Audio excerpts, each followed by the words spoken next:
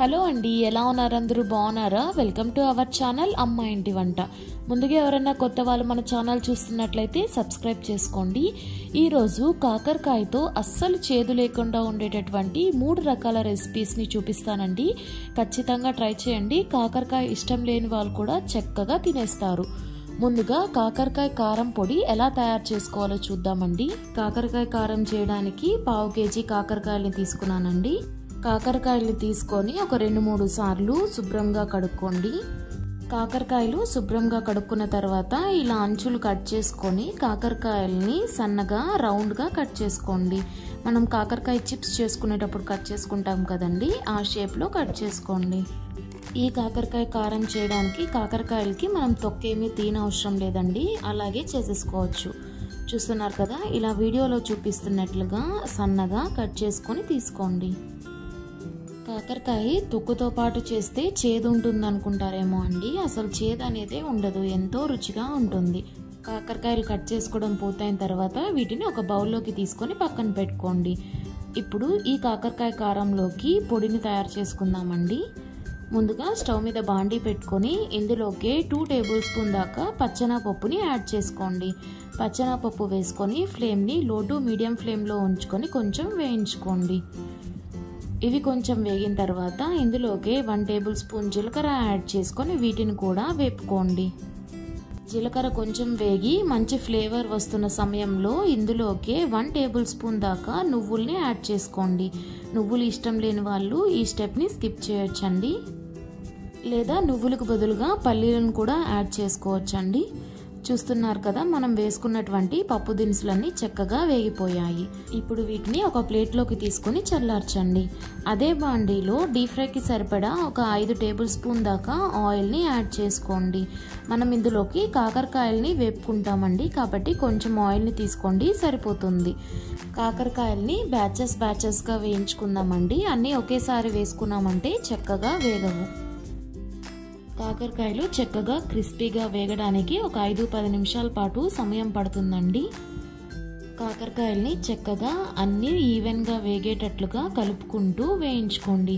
చూస్తున్నారు కదా, ఇలా వీడియోలో చూపిస్తున్నట్లుగా ఈ కలర్లోకి మారితే సరిపోతుందండి. ఇప్పుడు వీటిని టిష్యూ ఉన్న ప్లేట్లోకి తీసుకొని పక్కన పెట్టుకోండి. అలాగే మిగిలినటువంటి అన్ని కాకరకాయల్ని బ్యాచెస్గా వేసుకుంటూ వేయించుకోండి. కాకరకాయలు వేపుకోవడం పూర్తయిన తర్వాత ఇదే ఆయిల్లోకి ఒక 1/2 కప్పు దాకా పల్లీలను వేసుకొని వేపుకోండి. పల్లీలు వేగి చక్కగా మంచి కలర్లోకి చేంజ్ అయిన తర్వాత వీటిని కూడా ప్లేట్లోకి తీసుకొని పక్కన పెట్టుకోండి. ఇప్పుడు ఫ్లేమ్ని లో ఫ్లేమ్లో ఉంచుకొని ఇదే ఆయిల్లోకి ఒక 5-6 రెమ్మల దాకా కరివేపాకుని వేసుకోండి. కరివేపాకు వేసుకొని ఇవి కొంచెం వేగిన తర్వాత వీటిని కూడా ఒక ప్లేట్లోకి తీసుకొని పక్కన పెట్టుకోండి. మనం వేయించుకున్నటువంటి కాకరకాయలు, పల్లీలు అలాగే కరివేపాకు చల్లారేంత వరకు వెయిట్ చేయండి. ఇవి చల్లారిన తర్వాత ఒక మిక్సీ జార్ తీసుకొని ఇందులోకి కాకరకాయ కాకుండా మిగిలినటువంటి మనం వేయించుకున్న అన్ని దినుసుల్ని వేసుకోండి. ఇందులోకి ఒక 3 ఇంచుల దాకా చింతపండును కూడా యాడ్ చేసుకొని వీటిని మొదటగా మిక్సీ పట్టుకోండి. వీటిని మిక్సీ పట్టుకోవడం పూర్తయిన తర్వాత ఇలాగా వీడియోలో చూపిస్తున్నట్లుగా పౌడర్గా తయారవుతుందండి. ఇప్పుడు ఇందులోకి మనం వేయించి పెట్టుకున్నటువంటి కాకరకాయలను కూడా యాడ్ చేసుకొని మిక్సీ పట్టుకోండి. పొడి మిక్సీ పట్టుకున్న తర్వాత ఒకసారి కలుపుకోండి, లేదంటే ముద్ద అయిపోతుంది. ఇప్పుడు ఇందులోకి 10-15 వెల్లుల్లి రెబ్బలను వేసుకోండి. అలాగే 2 టేబుల్ స్పూన్ల కారం, 1 టేబుల్ స్పూన్ సాల్ట్ యాడ్ చేసుకొని వీటిని ఇప్పుడు మూత పెట్టి మిక్సీ పట్టుకోండి. ఈ కాకరకాయ పొడిని కొంచెం కచ్చాపచ్చాగా మిక్సీ పట్టుకున్నారంటే మనం అన్నంలోకి కలుపుకొని తినేటప్పుడు మంచి రుచిగా ఉంటుందండి. చూస్తున్నారు కదా, మిక్సీ పట్టిన తర్వాత ఇలా వీడియోలో చూపిస్తున్నట్లుగా తయారవుతుంది. ఇలా వీడియోలో చూపిస్తున్నట్లుగా కాకరకాయ పొడిని మిక్సీ పట్టుకోవడం పూర్తయిన తర్వాత ఈ పొడిని ఒక 10-15 నిమిషాల పాటు ప్లేట్లో వేసుకొని చల్లార్చుకున్నారంటే 5-10 రోజులైనా ఎయిర్ టైట్ కంటైనర్లో స్టోర్ చేసుకొని చక్కగా తినచ్చు. ముందు చెప్పినట్లుగా కాకరకాయ ఇష్టం లేని వాళ్ళు కూడా ఇలా పొడి చేసి ఇచ్చారంటే చక్కగా తినేస్తారు. ఇప్పుడు గుత్తి కాకరకాయ ఎలా తయారు చేసుకోవాలో చూద్దామండి. ఈ కాకరకాయ రెసిపీ కూడా అస్సలు చేదు ఉండదండి, ఒక్కసారి ట్రై చేయండి. ముందుగా కావాల్సిన పదార్థాలు చూద్దాము. 1.5 స్పూన్ పచ్చెనపప్పు, 5 లేక 6 స్పూన్ కొబ్బరి పొడి, 1.5 స్పూన్ ధనియాలు, ఒక ఫుల్ వెల్లుల్లిపాయి, 1 స్పూన్ జీలకర్ర, 5 లేక 6 రెమ్మల కరివేపాకు, కారంకి సరిపడా ఎండుమిర్చి. అలాగే నేను ఇందులోకి 1/2 కేజీ కాకరకాయల్ని తీసుకున్నాను. ముందుగా స్టవ్ పై పాన్ పెట్టుకొని 1 టేబుల్ స్పూన్ ఆయిల్ యాడ్ చేయండి. ఇందులో కరివేపాకును యాడ్ చేయండి. కరివేపాకు కొంచెం ఫ్రై అయిన తర్వాత కారంకి సరిపడా ఎండుమిర్చి, మనం తీసుకున్నటువంటి ధనియాలు కూడా యాడ్ చేసి ఫ్రై చేయండి. ధనియాలు కొంచెం ఫ్రై అయిన తర్వాత ఇందులోకి పచ్చెనపప్పును యాడ్ చేయండి. ఒక 2 నిమిషాల తర్వాత ఇందులోకి జీలకర్రను యాడ్ చేసుకోండి. ఇవి అన్నీ కొంచెం ఫ్రై అయిన తర్వాత మనం మిక్సీ పట్టి పెట్టుకున్నటువంటి కొబ్బరి పొడిని యాడ్ చేయండి. ఇప్పుడు ఒకసారి వీటన్నిటిని బాగా కలుపుకొని పొట్టు తీసినటువంటి వెల్లుల్లిపాయలను కూడా ఇందులోకి యాడ్ చేసుకోండి. ఇప్పుడు 1 నిమిషం అలా స్టవ్ పై ఉంచి స్టవ్ ఆఫ్ చేసుకొని వీటిని ఒక ప్లేట్లోకి తీసుకొని చల్లార్చండి. ఈలోపు స్టవ్ పై పాన్ పెట్టుకొని డీప్ ఫ్రైకి సరిపడా ఆయిల్ని యాడ్ చేయండి. ఆయిల్ హీట్ అయ్యేలోపు మనం తీసుకున్నటువంటి కాకరకాయలను లైట్గా పీల్ ఆఫ్ చేసుకొని మధ్యలోకి కట్ చేసి అందులో ఉన్నటువంటి సీడ్స్ని సపరేట్ చేయండి. ఈ వీడియోలో చూపిస్తున్నట్లుగా కాకరకాయని ఓన్లీ 1 సైడ్ మాత్రమే కట్ చేయండి. ఇలా కాకరకాయని 1 సైడ్ కట్ చేయడం వల్ల మనం స్టఫింగ్ చేసుకోవడానికి ఈజీగా ఉంటుంది. ఇలా కట్ చేసుకున్నటువంటి కాకరకాయలను ఆయిల్లో వేసి ఫ్రై చేయండి. కాకరకాయలు లైట్ గా గోల్డెన్ బ్రౌన్ కలర్ వచ్చేంత వరకు ఫ్రై చేయండి. ఇలా మీరు తీసుకున్నటువంటి కాకరకాయలన్నిటినీ ఫ్రై చేసుకొని ఒక ప్లేట్లోకి తీసుకొని పక్కన పెట్టుకోండి. కాకరకాయలు చల్లారేలోపు మనం ఇందాక చల్లార్చుకున్నటువంటి ఈ మిశ్రమాన్ని మిక్సీ పట్టండి. ఇప్పుడు ఒకసారి మిక్సీ జార్ మూత తీసి చూసి అందులోకి సరిపడా ఉప్పు, 1/2 స్పూన్ పసుపును యాడ్ చేసుకోండి. ఇప్పుడు ఒకసారి మరలా మిక్సీ పట్టండి. ఇప్పుడు మనం చల్లార్చుకున్నటువంటి కాకరకాయలను తీసుకొని మిక్సీ పట్టినటువంటి పౌడర్ని కాకరకాయలోకి ఇలా స్టఫ్ చేయండి. ఇలా మీరు ఫ్రై చేసుకున్నటువంటి అన్ని కాకరకాయలకి పౌడర్ పెట్టి స్టఫింగ్ చేసి పక్కన పెట్టుకోండి. ఇప్పుడు ఒక ఆనియన్ తీసుకొని సన్నగా ఇలా పొడుగ్గా తరగండి. ఇలా తరిగినటువంటి ఆనియన్ని స్టవ్ పై పాన్ పెట్టుకొని 1 టేబుల్ స్పూన్ ఆయిల్ యాడ్ చేసుకొని ఆనియన్స్ని అందులో యాడ్ చేయండి. ఇందులోనే కొంచెం కరివేపాకును కూడా యాడ్ చేసుకోండి. ఆనియన్స్ కొంచెం మగ్గిన తర్వాత మనం స్టఫ్ చేసి పెట్టుకున్నటువంటి కాకరకాయలను ఇందులోకి యాడ్ చేయండి. ఇలా స్టఫ్ చేసుకున్నటువంటి కాకరకాయలను యాడ్ చేసిన తర్వాత ఒక 2 నిమిషాలు స్టవ్ పై ఉంచి కలపండి. ఇప్పుడు మనం స్టఫింగ్ చేయగా మిగిలినటువంటి ఆ పొడిని ఇందులో వేయండి. ఇప్పుడు ఒకసారి కలుపుకొని 1 నిమిషం పాటు స్టవ్ పై ఉంచి స్టవ్ ఆఫ్ చేసి సర్వింగ్ బౌల్లోకి తీసుకోండి. అంతే, ఎంతో టేస్టీ అయినటువంటి గుత్తి కాకరకాయ తయారైపోయింది. చూస్తున్నారు కదండి, ఇలాగా గుత్తి కాకరకాయ తయారు చేసుకొని అన్నంలోకి కలుపుకొని తిన్నామంటే ఎంతో రుచిగా ఉంటుంది. ఇప్పుడు చివరగా కాకరకాయతో 3వ రెసిపీ అయినటువంటి కాకరకాయ ఉల్లికారం ఎలా తయారు చేసుకోవాలో చూద్దాం. ఈ కాకరకాయ ఉల్లికారం చేయడానికి నేను 1/2 కేజీ కాకరకాయల్ని తీసుకున్నాను. మీకు నచ్చినంత క్వాంటిటీని తీసుకోండి. ముందుగా కాకరకాయని తీసుకొని 2 వైపులా కట్ చేసుకొని ఇలా వీడియోలో చూపిస్తున్నట్లుగా పీల్ ఆఫ్ చేసుకోండి.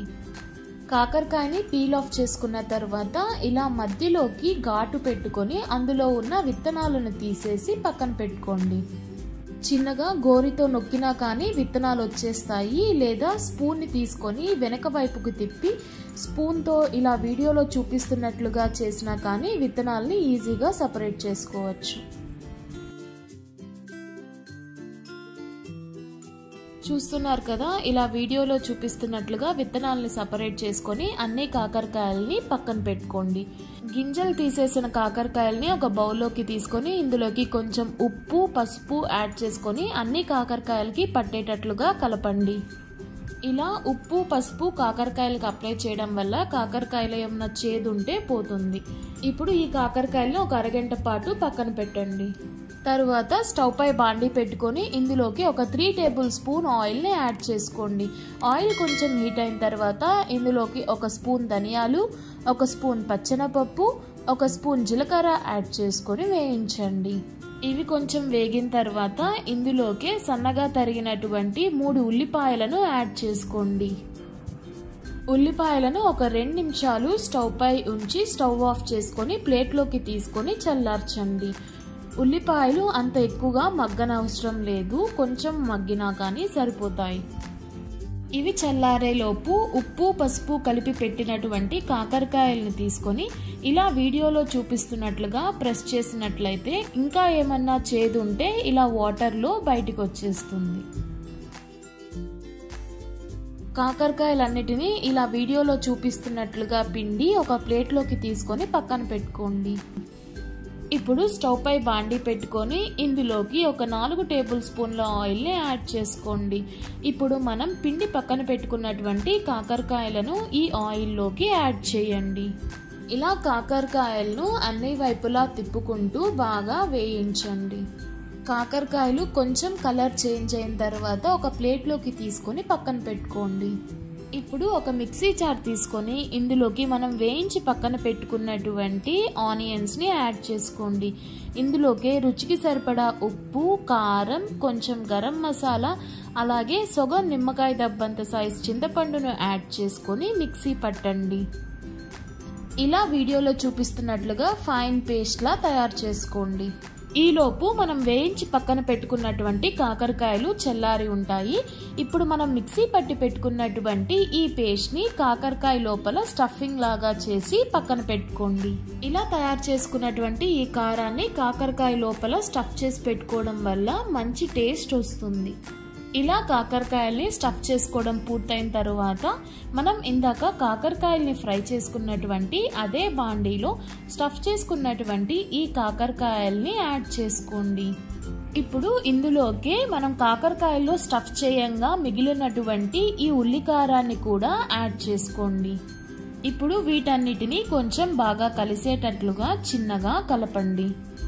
మనం ఆనియన్స్ని ఆల్రెడీ ఫ్రై చేసి తీసుకున్నాం కాబట్టి అంత ఎక్కువసేపు వేయించిన అవసరం లేదు. అలా ఒక 2-3 నిమిషాలు స్టవ్ పై ఉంచినట్లయితే మన కాకరకాయ ఉల్లికారం తయారైపోతుంది. అంతే అండి, చూస్తున్నారు కదా ఎంతో సింపుల్గా కాకరకాయతో 3 రకాల రెసిపీస్ తయారైపోయాయి. ఈసారి కాకరకాయ అంటే అస్సలు ఇష్టం లేని వాళ్ళకి ఇలా వండి పెట్టండి, లొట్టలేసుకుంటూ తినేస్తారు. ఈ వీడియో నచ్చితే లైక్ చేయండి, మన ఛానల్ని సబ్స్క్రైబ్ చేసుకోండి.